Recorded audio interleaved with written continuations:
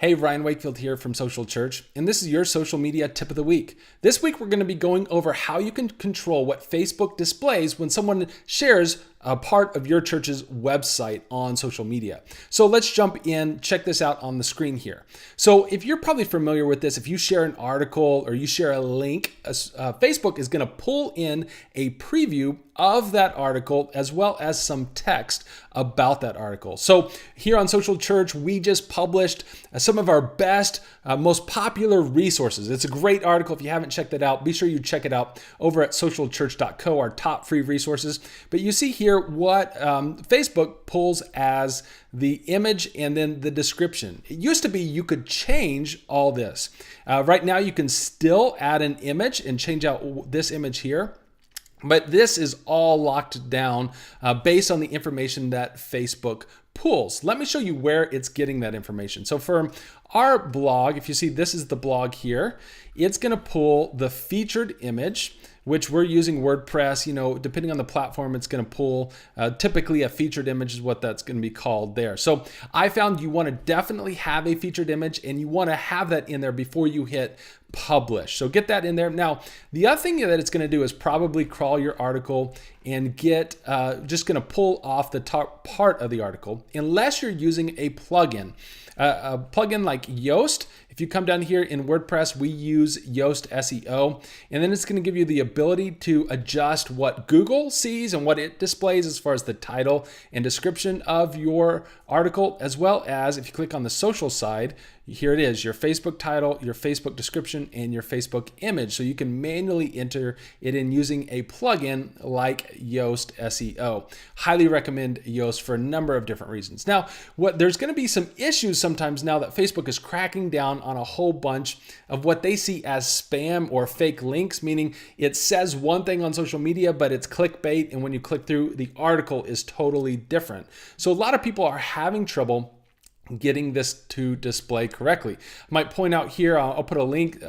Facebook does have a debugger that can show you can put in your URL, and then it can show you the Facebook crawler go through and see, it'll render what it's going to show you for that article.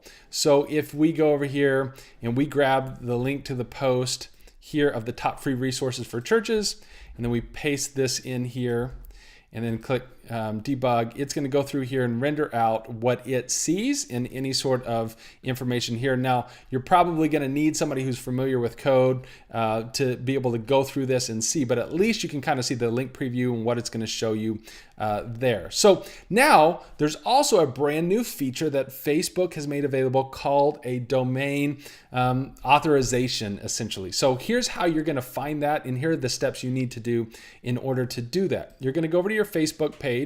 I'm using Business Manager, so I go to business.facebook.com. Once you're in, you're going to go to Business Settings, and you're going to click on that.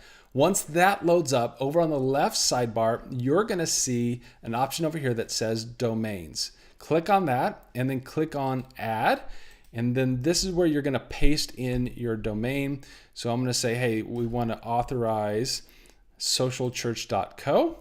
And then it's going to give you two different options. You can do the DNS verification, or you can upload an HTML file. So what I'm going to do is I'm going to copy this. Then I'm going to go over to where my website is hosted. So I'm going to go ahead and add that information into my SiteGround record. You could be using something totally different, and then add that text deal. Once it's successful, then I'm going to come over here and click verify. So socialchurch.co is now verified. So I'm going to click done. After I've verified the domain, then what I'm going to do is I'm going to go ahead and assign the pages. So I'm going to assign the Social Church page.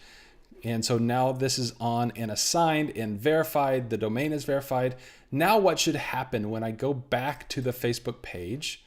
Okay, so now when I paste this link in, now that my domain has been verified, you should be able to see here, I'll be able to edit what it displays here and then what it displays here as well. So I can do that directly onto Facebook.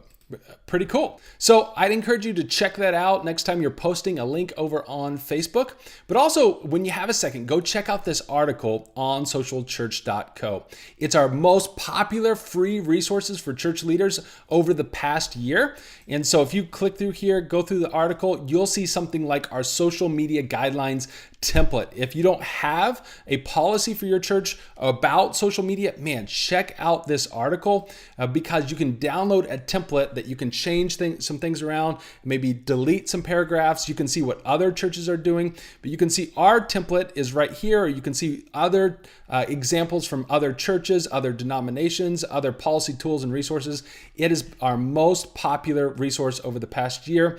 And then you can check out some of the other things that have been very popular for other church leaders, like our free preview of CMU, our Rethinking Easter video series. It's probably the one we get the most positive feedback on. Our tip of the week, which is what you're watching right now. You can get that emailed to you every single week directly to your inbox so you don't miss a week. You can get our church marketing strength assessment. So if you've ever wondered maybe how strong your church is at marketing, you could check that out. If you're not a part of our private Facebook group, you're going to want to jump in there as well. So much value and such a great community going on inside that group. And then you can go through our boot camp as well. So those have been the most popular resources on Social Church, Church Marketing University. Be sure you check that out and let me know what you think. So has this been helpful? Are you still getting hung up? Put that in the comments below. Would love to answer it. If not, God bless, and we'll see you guys back next week.